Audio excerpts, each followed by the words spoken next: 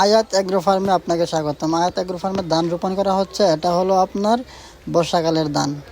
6 ঋতুর বাংলাদেশে এক এক ঋতুতে এক এক অঞ্চলে এক এক রকম ধান চাষ করা হয়। এখন আমাদের এটা যেটা ধান চাষ করা হচ্ছে, এটাতে আমরা কোনো রকম সার প্রয়োগ করবো না। এটা একদম অর্গ্যানিক। শুধু ধানটা একটু এই যে রোপণ করার 15 থেকে 20 দিন পর একবার শুধু ইউরিয়া সার দেবো।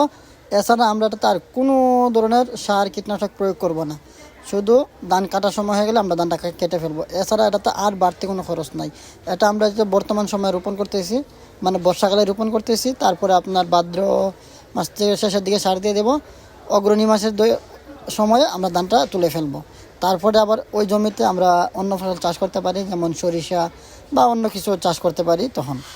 সো এটা হলো আমাদের একদম কম খরচে উৎপাদন, একদম জিরো খরচ বলতে গেলে। এটাতে ওই রকম খরচ না, শুধু রোপণ করার হাল চাষ ওই খরচাটাই, আর ধানের চারার খরচাটা। এছাড়া কীটনাশকের ক্ষেত্রে এটা খুবই খুবই খুবই অল্প খরচ আমাদের। শুধুমাত্র আজকে রোপণ করতেছি, আজকে 11 তারিখ। সো আর 15 থেকে 20 দিন পর সামান্য ইউরিয়া সার দিব, বেশ, আর কোনো কিছু না। এটা হলো আমাদের জন্য অনেক অনেক উপকারী। ধন্যবাদ সবাইকে।